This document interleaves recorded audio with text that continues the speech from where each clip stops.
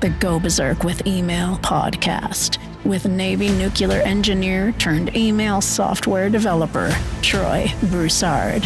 So calm. I'm pissed off, but I'm telling this because I am teaching you how to think differently and how to test differently. So patient. And Ben, that's put $500,000 into this company too, is being told that nobody can find the goddamn bug.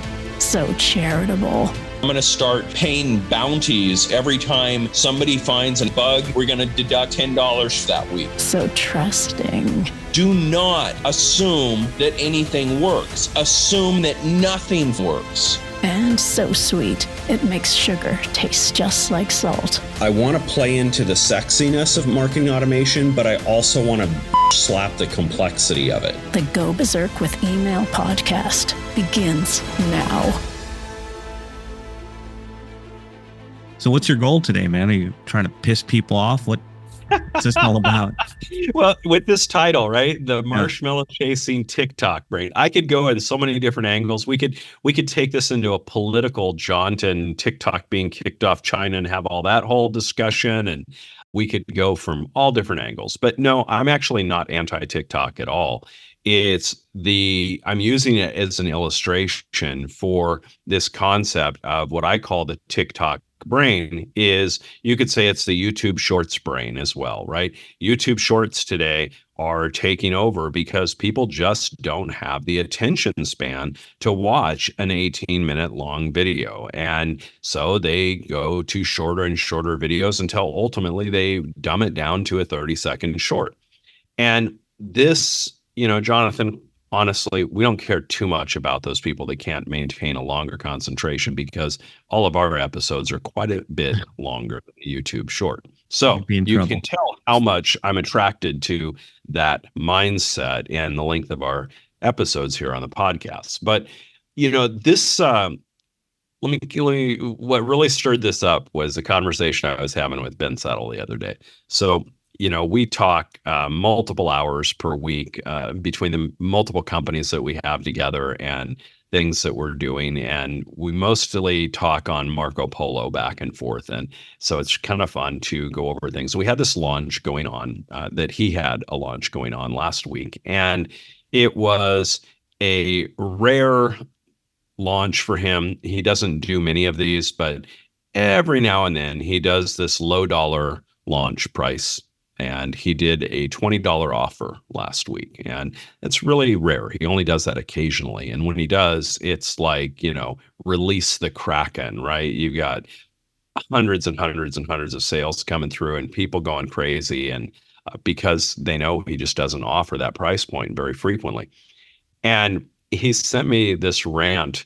And it was quite hilarious. And he sent me the email, and then we discussed it and went ranting back and forth at each other on Marco Polo for quite a while. And it was about somebody that had purchased his $20 audio, and it was a 35-minute long audio. Now, as you know and are familiar with Ben Settle's sales pages, they've got all kinds of bullets and all kinds of info that he pulls out that's in the offer, and he's very meticulous in his sales pages. They're brilliant sales pages. And so he had some guy on a $20 offer email him and say, XYZ bullet point from the sales page says blah. I can't, where do I go in the 30-minute audio to find that? So,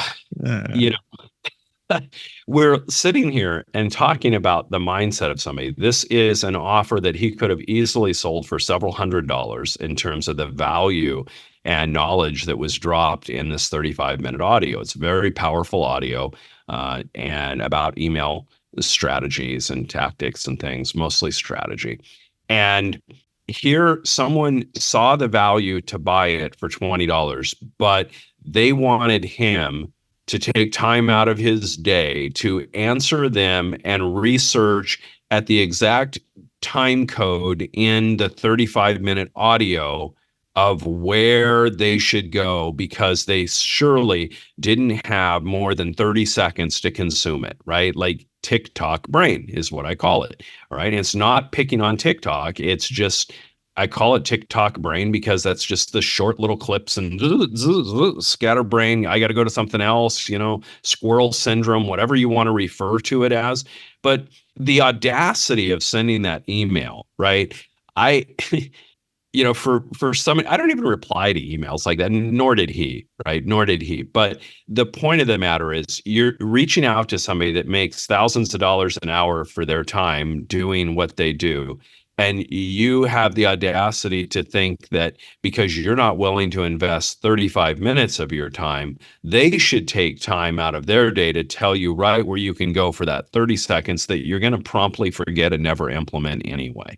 It was quite amusing. And we had probably a 15-minute rant back and forth over that. Got his blood boiling, got my blood boiling. We had a lot of fun with it, Jonathan. Well, I don't know why we don't have that audio for this podcast. That's what I'm just sitting here saying, where is that polo? Why aren't we inserting that here? I'm not sure it makes even the R-rated podcast episode, But this is the thing. TikTok brain is chasing that instant gratification.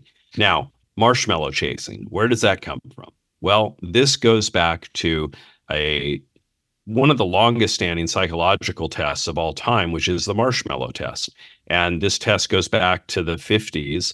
And there's all kinds of debate over the validity. There's all kinds of debate over statistical conclusions that are drawn, et cetera, et cetera. Okay. But essentially it says this, that if you can delay gratification, you're going to be much more successful in most everything that you do.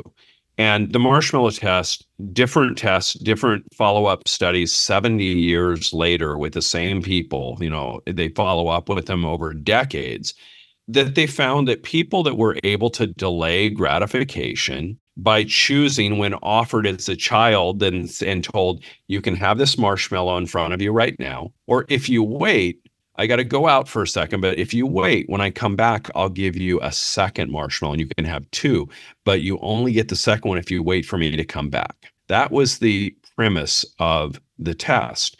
And they were testing a child's ability to delay gratification and wait. Now, they played around with the tests with all different periods of how long they had them wait. They never told them how long it would be. And they tested the efficacy of the study with all different wait times. And they played around with this. It was a big experiment. But what they found is that as they fast forwarded in the lives of those participants decades later, the people that had longer marriages were the ones that delayed gratification.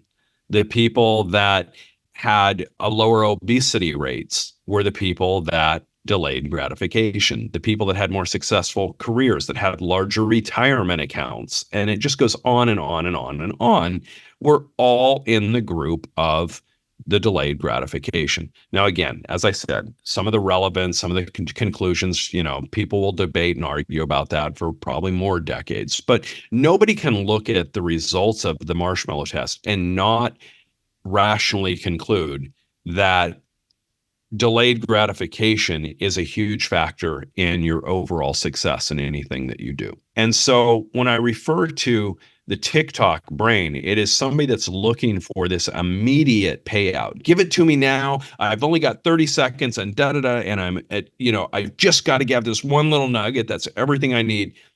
They're not aligned to be successful because they're looking at things in a tactical, responsive, reactionary manner, as opposed to somebody that strategically it has the discipline to follow through and take action and just slowly build and grow things. And so, this to me is the biggest failing of entrepreneurs, and especially with email marketing.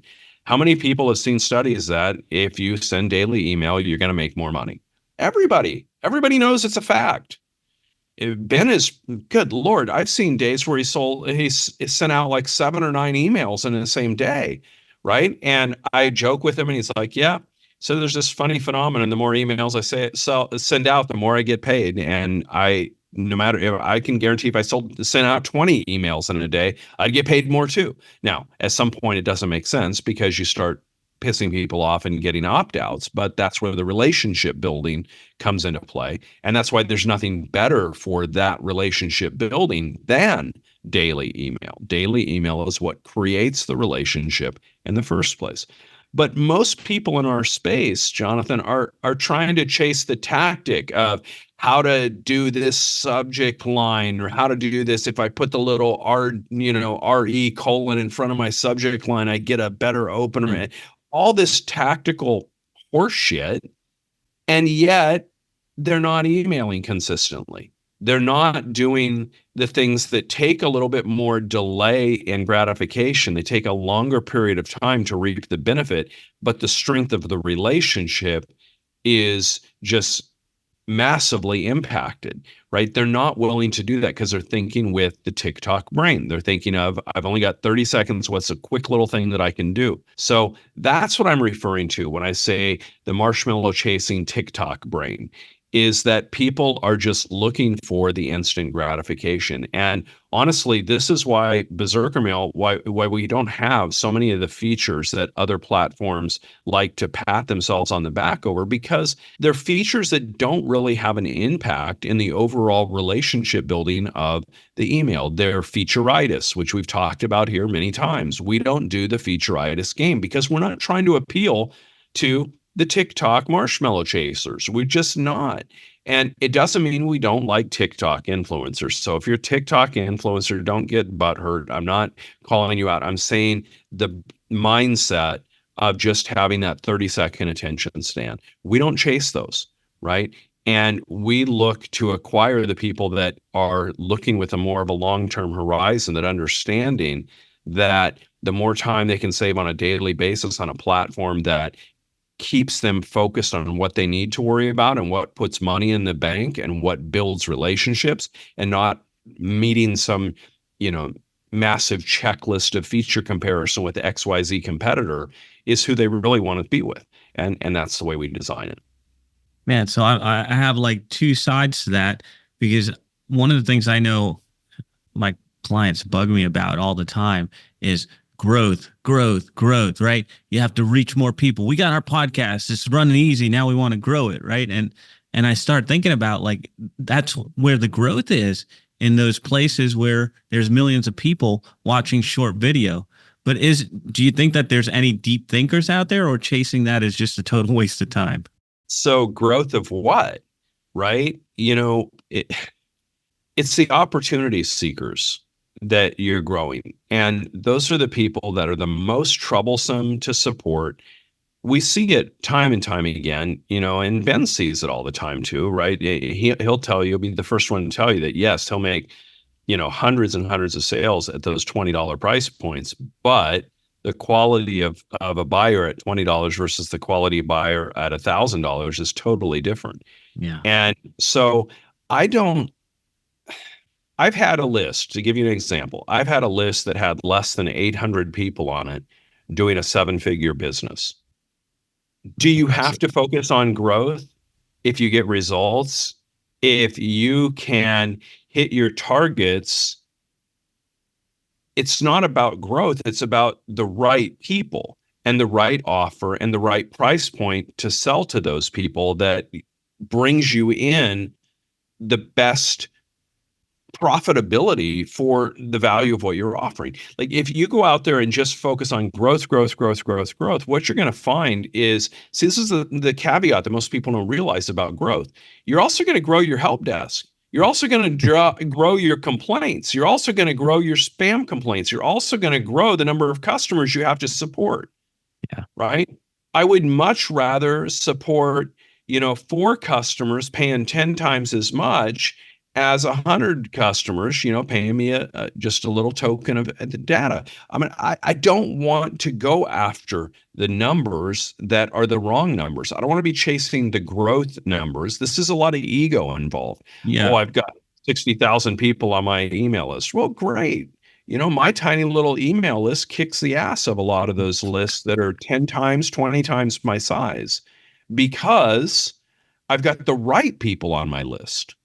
The right people. I've had a gentleman that was in my 30K mastermind. I don't even offer the mastermind anymore, but he was with me for 11 years in that mastermind. Wow. how many people do I have to grow my list by if I can keep and have the retention to keep somebody in at that high of a ticket offer for that long? And so I really take a contrarian approach to the growth seekers, Jonathan. I really do. And part of it is that I've never been good at the lead gen side of it. I've never been one of these guys that can just build 20,000 people on my list and overnight and do all of that. But it's because I'm a strategic thinker and I don't chase after the tactics in the first place. Well, I think it's a matter, and you said it there, is what growth are you chasing? Are you chasing growth in your bottom line, right? It doesn't necessarily need to be more people, just better people, better offer. Are you chasing growth of peace, not having a help desk full of people asking where that one bullet point is, right? It's like, so and it's not even the bottom line. It's like the profitability of that bottom line. Yeah. Right. And there's a $10 million a year business that I might not like because I'd rather have the $2 million a year business because of how much effort, time, and the gross margin versus net margin on that $10 million business. So a lot of people in our space, they track things on the gross. They track it on the revenue they're generating. I don't track the revenue. I look at how much time I'm spending and what is my net yield. You get to keep, right? Yeah. Duh. Yeah. But you say duh, but it's not, man, because go out there and go to any email marketing event and they're talking about, oh, I added 358 emails to my list today. It's all about growth of the wrong statistics. They're growing. They're looking at the numbers of, people added to their list. They're not looking about buyers. All of those things are, majoring in the minor topics of your business. I prefer to just major in the important stuff, which is, how can I continually maximize my average hourly rate? And how can I continue to maximize my highest and best performing rate? That's what I look at. We did a show on that, didn't we? A few shows back. Absolutely did. That's why I'm anchoring it back. Bring him back, baby. I want to tease him. Bring him back in. Reel him in, Jonathan. Reel him in. All right. Well, let's do the other side of that then. What's coming up next time? All right. So next episode, we're going to talk about some unusual habits that will make you more sales. And yes, you might have guessed, they might be more strategic than tactical, but I'm going to give you 5 unusual habits that will increase your sales. Man, I can't wait for that. That is a wrap for another Go Berserk with Email show. We'll see you guys next time. Take care. To get a free Berserker Mail test drive with no credit card required, go to startmytestdrive.com. From there, you can play around inside the platform without pressure. Load up emails and campaigns to see how simple the interface is, and get comfy with everything before deciding to join. That's startmytestdrive.com.